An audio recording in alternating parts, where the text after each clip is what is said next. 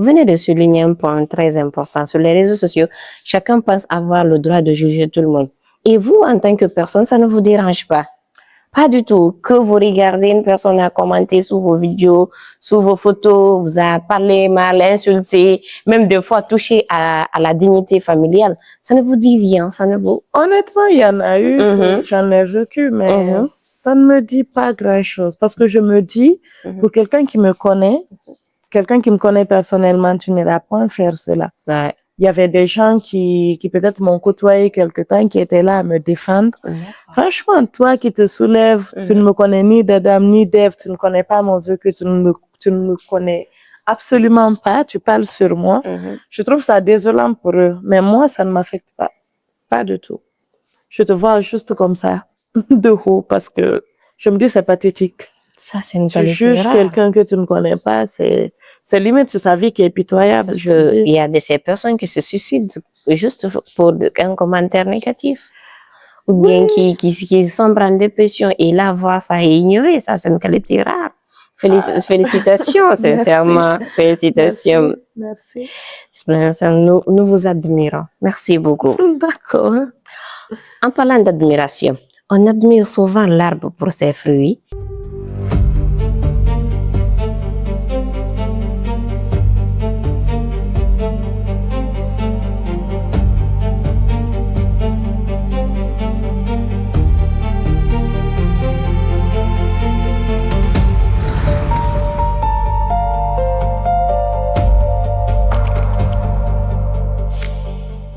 Elles osent, elles dirigent, elles transforment, elles transmettent, elles inspirent. Bienvenue dans Elles sans limite, le podcast qui met en lumière des femmes talentueuses, ambitieuses, audacieuses et visionnaires, qui refusent de se conformer.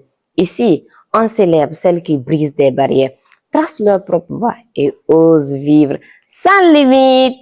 On dit souvent que les projecteurs éclairent un visage, mais ne racontent jamais une histoire. Aujourd'hui, c'est justement cette histoire que nous allons découvrir. Derrière l'image que beaucoup connaissent se cache une jeune femme qui a osé croire en elle.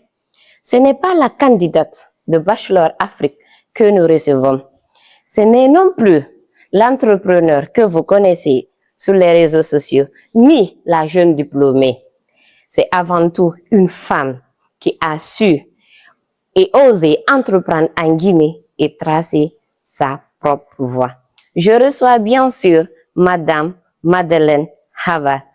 Bonjour Madame. Bonjour. Vous allez bien? Ça va. Vous avez un joli teint, mon Dieu. Merci. Merci beaucoup. Franchement, et puis votre voix, elle est apaisante. Oui. Je me sens plus là. Ouais, bienvenue dans Elles sans limite. Merci et merci à vous pour l'invitation. Ok, en parlant de ça même, qu'est-ce qui vous a poussé à accepter mon invitation? J'ai accepté déjà quand j'ai entendu parler de Elles sans limite. Derrière Elles sans limite, je me suis retrouvée à travers ce titre, ce nom. D'accord. Parce que voilà, je suis déjà quelqu'un de base, je n'aime pas qu'on me pose des limites. Je me dis que je peux franchir toutes les barrières qui se présentent devant moi. Donc, c'est pour ça. C'est ce qui m'a vraiment encouragée à accepter l'invitation. Merci beaucoup. Je vous en prie. Chez Elles sans limite, nous aimons raconter des histoires. D'accord. Donc, nous voulons partir en arrière, savoir qui est Madeleine Haba avant le titre entrepreneur et la jeune diplômée. Qui êtes-vous? D'accord. Donc, Madeleine Haba, c'est déjà la petite fille à sa grand-mère, on va dire. Après, j'ai été élevée par elle. Aujourd'hui, elle n'est plus là. Je prie Dieu qu'il lui accorde le paradis et le repos éternel. Amen. Donc, je suis très, très reconnaissante envers elle pour les valeurs qu'elle m'a inculquées. Du coup, je suis Madeleine Haba qui a grandi entre le village et la ville. Je dirais Daramaniaki pour ceux qui savent. Voilà, j'ai grandi entre Daramaniaki et Conakry, de chez ma grand-mère vers chez mon père. Donc, une petite fille qui a su s'épanouir à travers ces différents paysages. Voilà, qui a osé, dès le début, je pense, assumer qui elle est et qui ose dire ce qu'elle pense, je dirais. Donc, c'est un peu ça, Madeleine.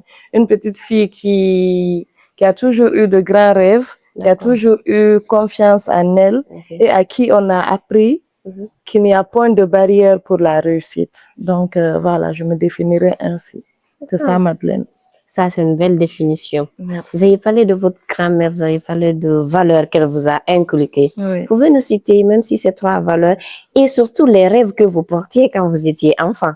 D'accord. Déjà, pour ce qui est de la première valeur, elle m'a toujours appris à être loyale. Loyale, digne, et voilà, toujours cette force intérieure, parce que c'est quelqu'un qui n'avait pas grand moyen, mais elle s'est toujours suffit. Elle n'a jamais accepté d'échanger cette valeur qu'elle avait là contre peu importe le montant, contre un montant. Dignement, quoi. Voilà, elle a toujours dit, on doit rester digne, avoir la tête haute face à n'importe quel problème. La dignité n'a pas de prix. Donc ça, ce sont les valeurs qu'elle m'a inculquées, je dirais. Ok. Et les rêves que vous portiez quand vous étiez enfant? Les rêves que je portais, c'était déjà les sortir de la galère. Mais malheureusement, je dirais pas que j'ai échoué, mais quelque part, oui, parce que Dieu me l'a reprise beaucoup trop tôt. Elle est partie vraiment trop tôt. Du coup, aujourd'hui, je pense que c'est mon seul regret qu'elle n'ait point mangé le fruit. Votre dur labeur. Voilà, le dur labeur, tout ce qu'on a pu traverser ensemble. Je pense qu'elle méritait quand même, mais bon, comme on le dit, l'homme propose, Dieu dispose. Donc, c'est ça, je pense, c'était ça. Paix à son âme. Amen. Je vous sens nostalgique. Désolée, franchement. Je voulais juste, nous voulions juste savoir un peu, comme je vous ai dit. Ouais, c'est pas évident de parler. C'est vrai que ça fait... Je m'excuse. D'accord, c'est pas grave, c'est pas grave, c'est pas grave. Vous êtes très jeune et pourtant chef d'entreprise. À quel moment vous vous êtes dit, je peux créer quelque chose qui m'appartient? Déjà, Madeleine, comme je le dis, c'est quelqu'un qui n'aime pas qu'on le limite. Et je savais que travailler avec quelqu'un engendrait beaucoup de freins à mes rêves et tout ce qui allait en suivre. Voilà. Du coup, je me suis dit, c'était vraiment mieux de travailler pour moi-même pour pouvoir y arriver, pour ne pas avoir un frein, des limites ou je sais pas, quelconque barrière. Ok. Vous avez déjà eu à travailler avec des personnes? Avec des gens, travailler pour quelqu'un, en fait, oui. Oui. Et comment s'est passée l'expérience? C'était une belle expérience en soi. Je pense que j'ai accepté ce poste pour acquérir plus de connaissances. Parce que travailler pour soi-même et travailler pour quelqu'un, il y a une énorme différence.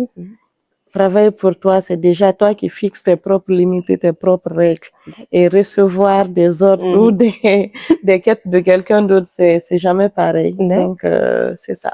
Ok, la liberté, car on est ce choix, c'est la liberté. Non, au contraire, je dirais, quand tu travailles pour toi-même, tu as plus de pression parce que tu as vraiment envie je dis pas qu'en travaillant avec quelqu'un, tu ne te donnes pas à fond.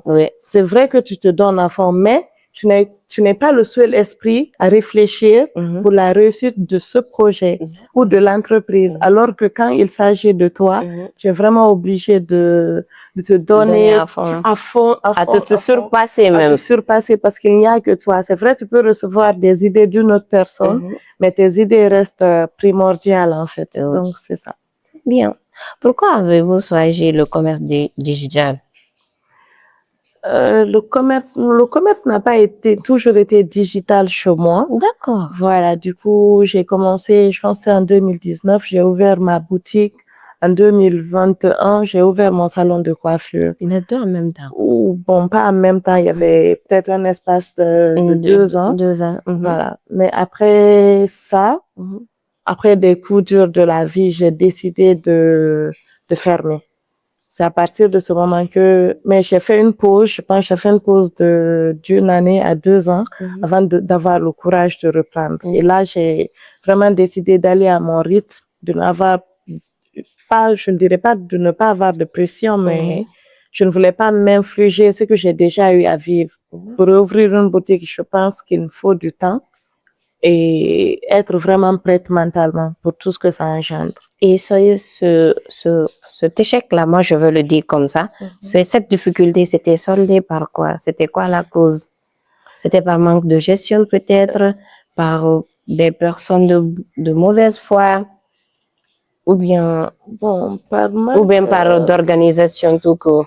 Bon, on va dire que la gestion n'était pas fameuse, c'était pas très très bien parce que j'étais pas très constante, si on veut, je bouge beaucoup. Donc, j'ai mis des gens à ma place et ça n'a pas été comme je voulais, mais c'était pas la cause. J'ai été arnaquée, si je peux dire ça comme ça, d'un montant dont je vais taire, qui m'a vraiment mis à terre. Parce que c'était vraiment l'économie je dirais pas de toute une vie, mais c'était vraiment, vraiment quelque chose qui représentait, qui avait beaucoup de valeur à vos mes yeux. Donc, voilà, quand ça s'est arrivé, j'étais désemparée. Je voulais vraiment tout claquer et partir, si on veut. Mais bon, j'ai quand même fermé, j'ai décidé de fermer et j'ai pris le temps pour moi-même parce qu'il y a certaines situations, il n'y a que toi qui puisse comprendre ce que tu ressens. En ces moments, mais de leur profondeur, tu peux expliquer à quelqu'un, mais franchement, ce que tu ressens au fond de toi, il n'y a que toi en fait. Donc, et en Afrique, c'est quelque chose qu'on banalise, cette histoire de dépression et tout. Pourtant, c'est quelque chose de très, très réel. Quand tu as certains coups, il n'y a que toi qui sais ce que tu ressens. Et je dirais à toute personne qui sont dans ce problème aujourd'hui, qui rencontrent ce genre de situation, de ne pas accepter qu'on banalise ce qu'ils ressentent. Qu'ils s'expriment, qu'ils prennent le temps pour eux, le temps qu'il faut en fait, qu'ils ne se pressent pas.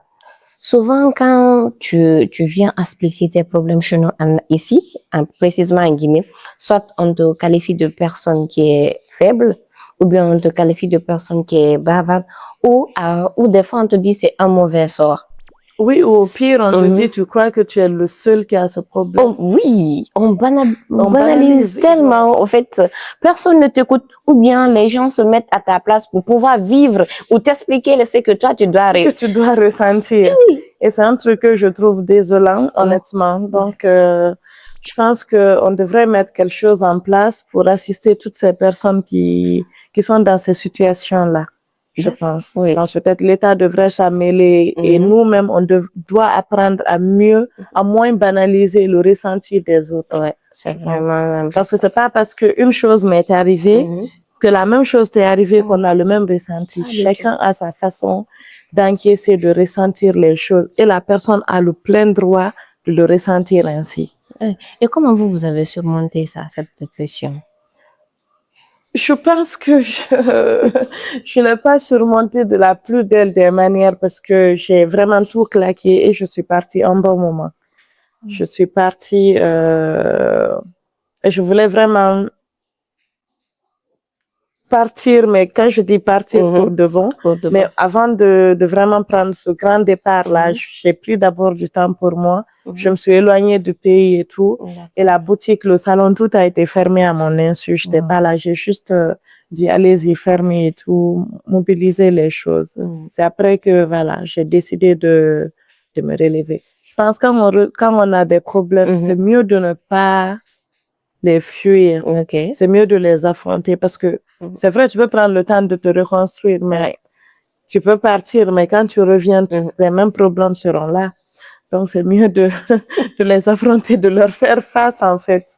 Donc, quelque part, j'ai été faible, je dirais. Mais je pense en ce moment-là, j'en avais vraiment besoin de ça. Donc, je ne regrette pas d'être partie. Et le choix de revenir, ça a été, qu'est-ce qui a déclenché ça? Bon, je pense que je vais taire cette partie-là. Ah ouais? Ouais, parce que c'était... Je vais taire cette partie. Ok, c'est plus profond et personnel. Ouais, c'est plus personnel. D'accord, peut-être il y a une personne qui se cache derrière ça. Merci franchement. Peut-être ou peut-être pas, mais en tout cas, je préfère taire cette partie. Je passe. Il n'y a pas de souci. Il n'y a pas de souci. Si votre parcours était un livre, quel serait le chapitre le plus difficile à relire aujourd'hui? Aujourd'hui? Je pense la mort de ma grand-mère. Grand-mère, d'accord. Ouais. Je pense que je n'ai C'est rien eu. C'est ça, c'est vraiment la mort de ma grand-mère. Le deuil. Ouais, le deuil. Parce qu'il y a eu la mort de ma grand-mère et d'un de mes cousins. D'accord. Je pense que c'est ça. C'est le Mais deuil. vraiment, ma grand-mère, c'est compliqué.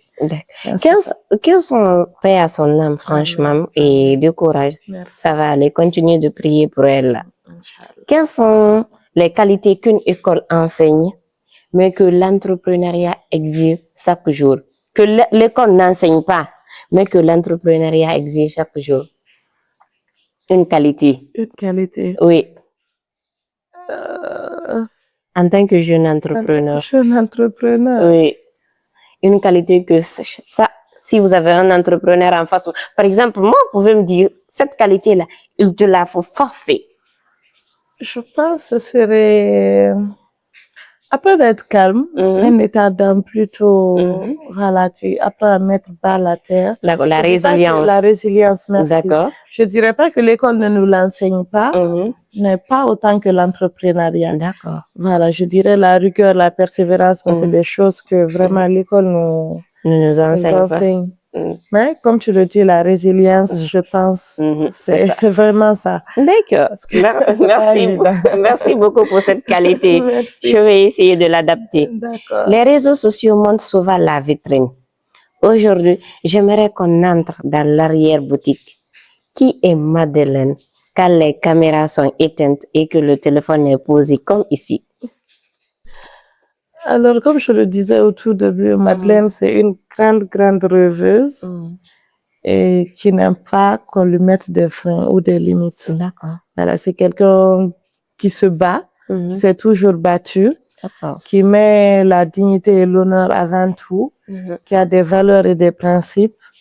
Donc, c'est un peu ça, Madeleine. Et après, c'est une vraie folle pour les personnes qui me connaissent. Très folle, je dirais.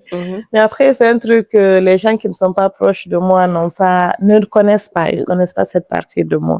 Voilà, sinon, c'est ça, c'est Madeleine. Ok.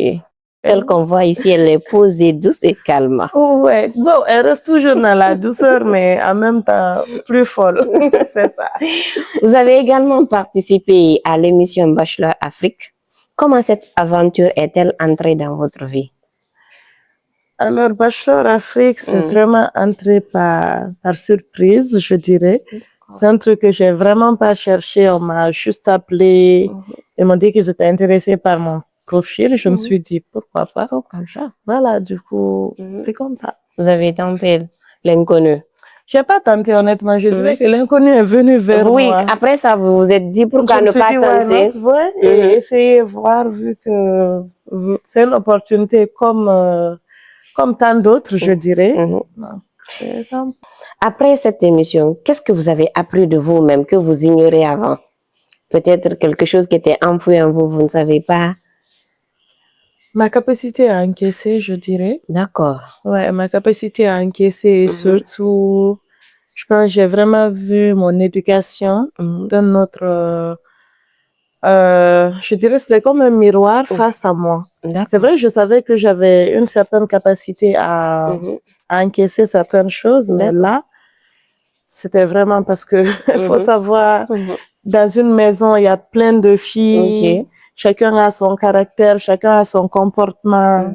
Donc, c'était vraiment pas évident. Mais bon, je pense que c'est ça. J'ai appris que j'étais vraiment plus calme que je ne pensais l'être. C'est ça. Vraiment. Ça, c'est bien ça. Après l'émission, votre notoriété a-t-elle ouvert des portes ou créé de nouvelles tensions ou de nouvelles pressions? Pression, je dirais oui, mais je ne suis pas quelqu'un qui me laisse influencer. Parce qu'il y a eu plein de commentaires négatifs, mais bon, vas-y. Après, c'est des gens qui ne me connaissent pas. Tu me connais pas, tu me juges. Ça ne me regarde pas. Chacun son point de vue sur ma vie, mais ça ne m'impacte pas. Parce qu'à partir du moment où je me dis, tu ne connais pas de mon vécu, tu ne connais rien de moi, tu parles sur moi, c'est vraiment zéro. Donc, faut pas que les gens se fatiguent, ça n'a pas de sens. Les gens, ils ont été désagréables, mais bon, c'est le point de vue de tout un chacun, je respecte. Après cette notoriété-là, Je n'en ai pas vraiment joui parce qu'en ce temps, j'ai vraiment décidé de m'éloigner des réseaux sociaux. Okay. De m'éloigner, j'en ai pas joui. J'ai préféré vraiment rester dans mon cocon. Voilà, dans mon cercle intime, si je peux dire ça comme ça. Ok, vous vous êtes éloigné des réseaux sociaux, c'était face aux réactions négatives ou bien?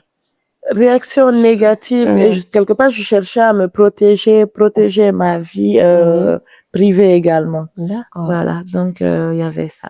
Vous venez de souligner un point très important. Sur les réseaux sociaux, chacun pense avoir le droit de juger tout le monde. Et vous, en tant que personne, ça ne vous dérange pas? Pas du tout. Que vous regardez une personne a commenté sous vos vidéos, sous vos photos, vous a parlé mal, insulté, même des fois touché à la dignité familiale. Ça ne vous dit rien, ça ne vous... Honnêtement, il y en a eu, j'en ai vécu, mais ça ne me dit pas grand-chose. Parce que je me dis, pour quelqu'un qui me connaît personnellement, tu n'iras pas faire cela. Ouais. Il y avait des gens qui peut-être m'ont côtoyé quelque temps, qui étaient là à me défendre. Franchement, toi qui te soulèves, tu ne me connais ni d'Adam ni d'Ève, tu ne connais pas mon Dieu, que tu ne me connais absolument pas, tu parles sur moi. Je trouve ça désolant pour eux, mais moi, ça ne m'affecte pas. Pas du tout. Je te vois juste comme ça, de haut, parce que je me dis c'est pathétique. Ça, c'est une Tu juges quelqu'un que tu ne connais pas, c'est limite, c'est sa vie qui est pitoyable. Parce qu'il y a de ces personnes qui se suicident juste pour un commentaire négatif. Ou bien qui sombrent en dépression et là, voir ça et ignorer, ça, c'est une qualité rare. Félicitations, sincèrement. Félicitations. Merci. Nous vous admirons. Merci beaucoup. D'accord. En parlant d'admiration, on admire souvent l'arbre pour ses fruits, mais quelles sont les racines qui vous permettent de rester debout malgré le vent, malgré les tempêtes, malgré les échecs? Quelles sont les qualités là qui vous disent, oui, Mado, toi, je peux le dire comme ça, il n'y a pas de problème. Mado, toi, tu peux te relever, aller debout, stand up. Déjà, pour ceux qui ont moi mon contact WhatsApp, ils savent que j'ai un statut depuis je ne sais combien d'années. Je dis toujours que dans ma vie, il y a point d'échec, il y a toujours des leçons. D'accord. Chaque échec, je le transforme en leçon. Je me dis qu'il fallait que je fasse, que je vive cet échec-là pour pouvoir me relever.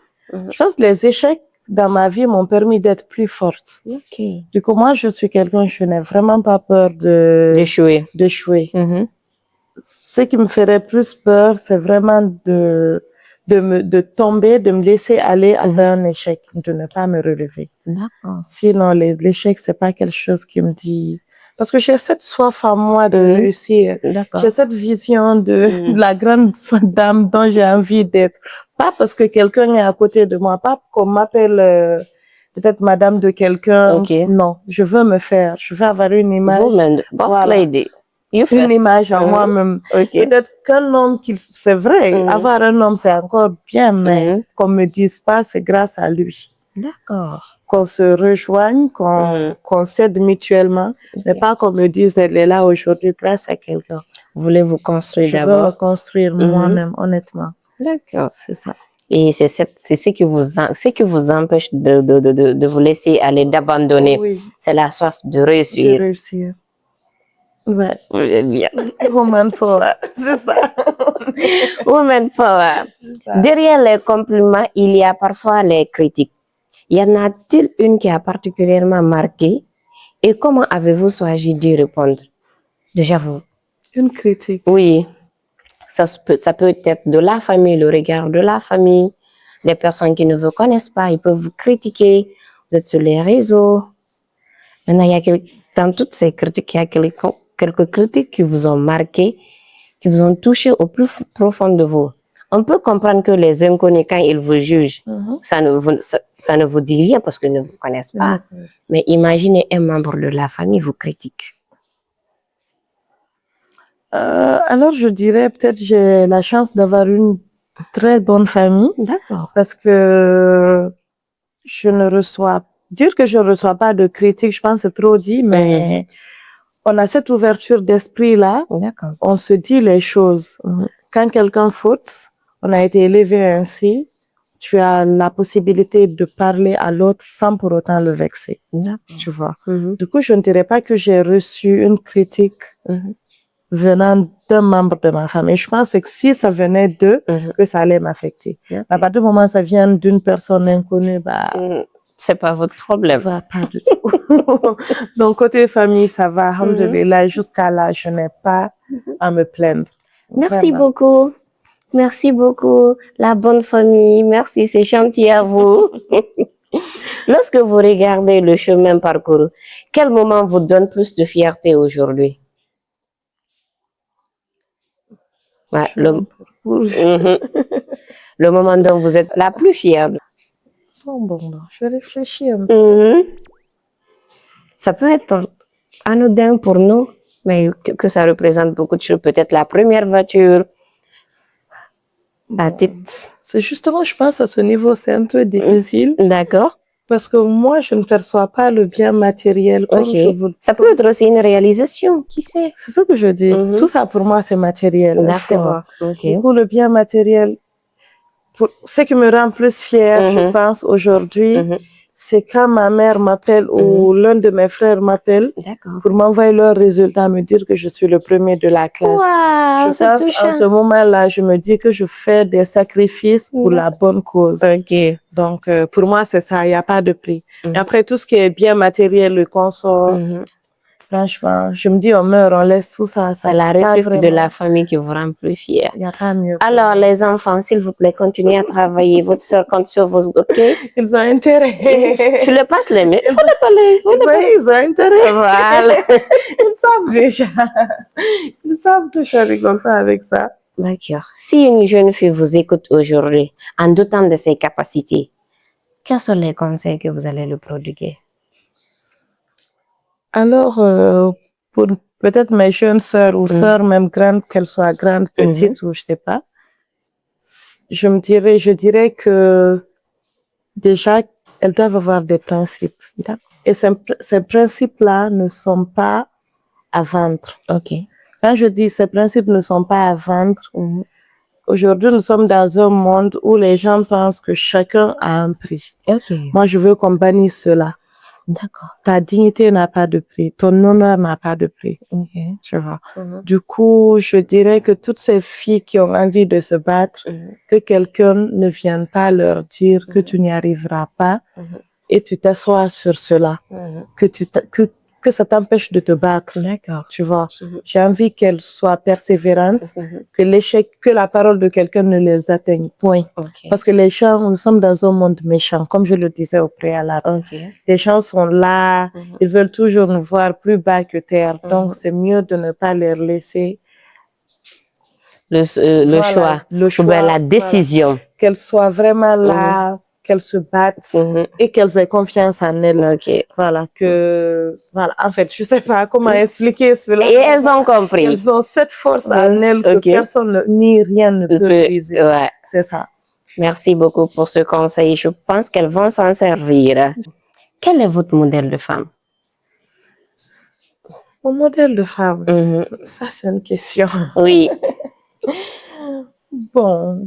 Mon modèle de femme, je dirais ma mère. D'accord. Ouais, je dirais ma mère parce que c'est vrai que je parle beaucoup de ma grand-mère. D'accord. Ma mère, elle est là, alhamdoulilah. C'est une femme forte qui a su élever, qui élève encore 4 enfants. Alhamdoulilah, elle nous a... C'est vraiment pour moi, c'est elle. Elle a traversé des tempêtes et elle s'est toujours relevée. Elle s'est montrée... En tout cas, c'est elle mon exemple, je dirais. C'est vraiment mon modèle de femme. Je prie Dieu qu'il continue à me donner la force qu'elle a, cette force de caractère et cette hargne-là. C'est vraiment elle. Parce que la maladie ne l'a pas fait tomber, la galère ne l'a pas fait tomber, les coups durs de la... Franchement, c'est elle. Longue vie à elle. Amen. Merci beaucoup pour ce beau cadeau. Vraiment. Quelle est la femme qui vous inspire ou les femmes qui vous inspirent dans tous les domaines de la vie, n'importe quel, connu ou pas connu, selon vous?